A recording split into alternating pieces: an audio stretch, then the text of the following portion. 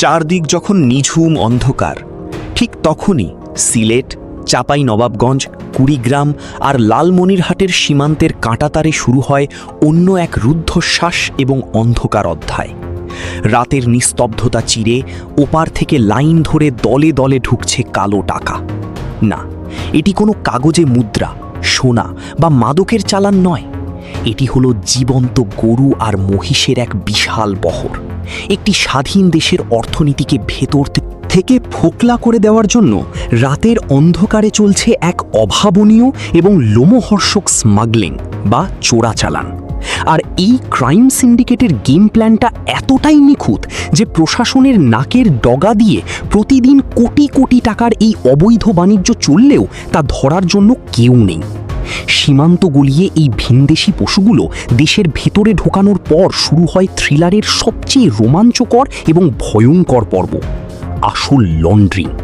আমরা সাধারণত মানি লন্ড্রিংয়ের কথা শুনেছি, কিন্তু সীমান্তে এখন চলছে কাউ লন্ড্রিং বা পশু বৈধকরণের এক অভিনব উৎসব।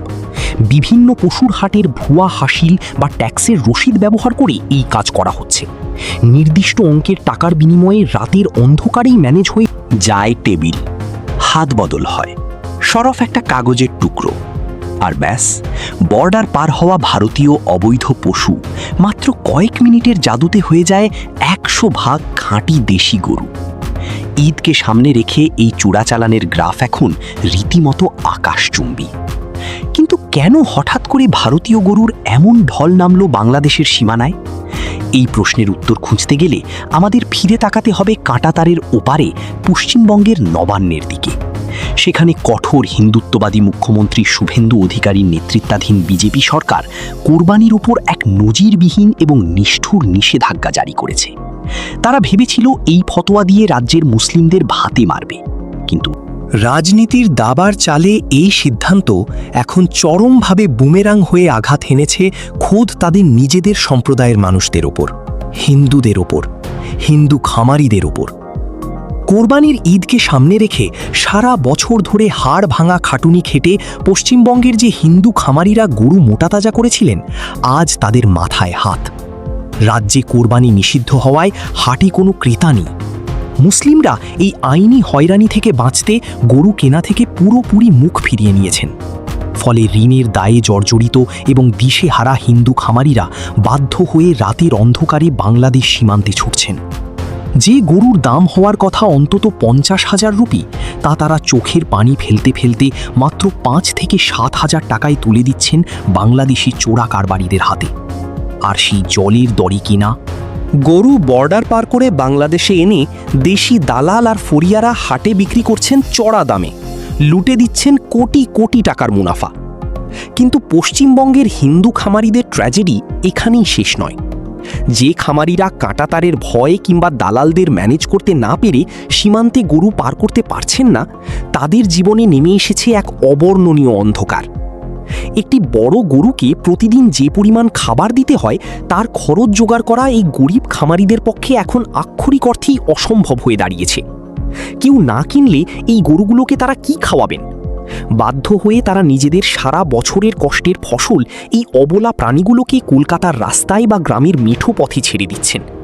কিন্তু এর চেয়েও ভয়ঙ্কর এবং লোমহর্ষক ঘটনা ঘটছে লোকচক্ষুর আড়ালে আড়ালে না খেতে পেয়ে চরম অযত্নে আর অনাহারে যখন অনেক গরু অসুস্থ হয়ে পড়ছে বা মৃত্যুর কোলে ঢলে পড়ছে, তখন কিছু কিছু হিন্দু খামারি বাধ্য হয়ে এক নিষ্ঠুর পথ বেছে নিচ্ছেন।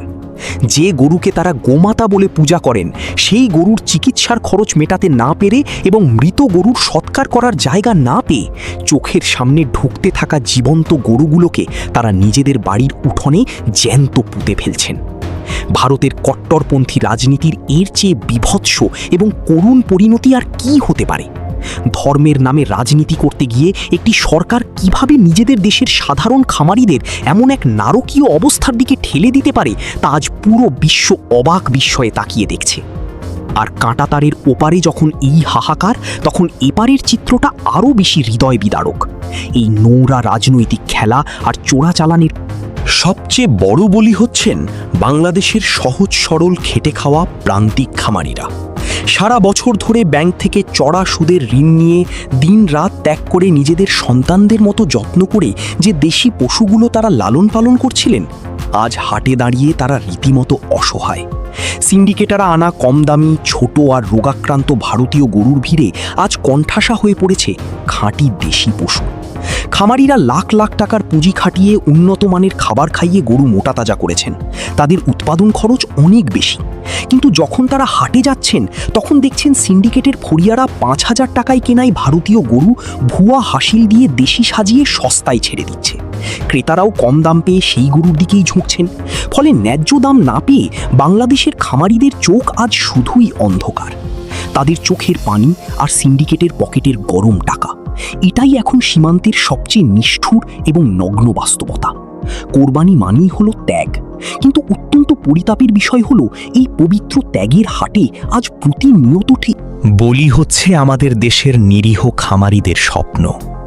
যে খামারি স্বপ্ন দেখেছিলেন কোরবানির ঈদে 2টি গরু বিক্রি করে মহাজনের ঋণ শোধ করবেন, সন্তানের মুখে হাসি ফোটাবেন, তার সেই স্বপ্ন আজ ভারতীয় গরুর চোরাচালানের চাকায় পিষ্ট হয়ে যাচ্ছে। একটি দেশের গ্রামীণ অর্থনীতির মেরুদণ্ড হলো এই গবাদি পশুপালন। বিশেষ করে শিক্ষিত বেকার যুবকদের একটি বড় অংশ এখন ডেইরি ফার্ম বা গরু মোটাতাজাকরণ প্রকল্পের সাথে জড়িত। কিন্তু এভাবে যদি প্রশাসনকে ম্যানেজ করে বর্ডার গার্ডদের চোখ ফাঁকি দিয়ে লাখো লাখো ভারতীয় গরু দেশের বাজারে ঢুকতে থাকে, তবে খুব শীঘ্রই বাংলাদেশের এই সম্ভাবনাময় খাতটি চিরতরে ধ্বংস হয়ে যাবে। খামারিরা দেউলিয়া হয়ে পথে বসবেন আর দেশের টাকা পাচার হয়ে যাবে ওপারে। সিলেট থেকে শুরু করে চাঁপাইনবাবগঞ্জ, কুড়িগ্রাম কিংবা লালমনিরহাট, পুরো সীমান্ত জুড়ে আজই একই চিত্র। চোরাকারবারিদের এই বিশাল সিন্ডিকেট বলি হচ্ছে আমাদের দেশের নিরীহ খামারিদের স্বপ্ন। যে খামারি স্বপ্ন দেখেছিলেন কোরবানির ঈদে 2টি গরু বিক্রি করে মহাজনের ঋণ শোধ করবেন, সন্তানের মুখে হাসি ফোটাবেন, তার সেই স্বপ্ন আজ ভারতীয় গরুর চোরাচালানের চাকায় পিষ্ট হয়ে যাচ্ছে। একটি দেশের গ্রামীণ অর্থনীতির মেরুদণ্ড হলো এই গবাদি পশুপালন। বিশেষ করে শিক্ষিত বেকার যুবকদের একটি বড় অংশ এখন ডেইরি ফার্ম বা গরু মোটাতাজাকরণ প্রকল্পের সাথে জড়িত। কিন্তু এভাবে যদি প্রশাসনকে ম্যানেজ করে বর্ডার গার্ডদের চোখ ফাঁকি দিয়ে লাখো লাখো ভারতীয় গরু দেশের বাজারে ঢুকতে থাকে, তবে খুব শীঘ্রই বাংলাদেশের এই সম্ভাবনাময় খাতটি চিরতরে ধ্বংস হয়ে যাবে। খামারিরা দেউলিয়া হয়ে পথে বসবেন আর দেশের টাকা পাচার হয়ে যাবে ওপারে। সিলেট থেকে শুরু করে চাঁপাইনবাবগঞ্জ, কুড়িগ্রাম কিংবা লালমনিরহাট, পুরো সীমান্ত জুড়ে আজই একই চিত্র। চোরাকারবারিদের এই বিশাল সিন্ডিকেট রাজনৈতিক ব্যর্থতার দায়ভার কেন বাংলাদেশের খামারিরা নেবেন? নবান্নের ফতোয়ার কারণে কেন বাংলার কৃষকের পেটে লাথি পড়বে? এই প্রশ্নের উত্তর এখন রাষ্ট্রকেই দিতে হবে। আইন শৃঙ্খলা রক্ষাকারী বাহিনী এবং বর্ডার গার্ডকে এখন এই চোরাচালান সিন্ডিকেটের বিরুদ্ধে জিরো টলারেন্স নীতি গ্রহণ করতে হবে। কারণ সীমানার এই কাঁটাধারে শুধু গরু পাচার হচ্ছে না, পাচার হচ্ছে একটি দেশের ভবিষ্যৎ, আর জবেহ করা হচ্ছে আমাদের দেশের লাখো খামারির বেঁচে থাকার স্বপ্ন। দর্শক, বিষয়টিকে আপনি কিভাবে দেখছেন জানান মন্তব্যের ঘরে। আর এই চ্যানেলে নতুন হলে অবশ্যই সাবস্ক্রাইব।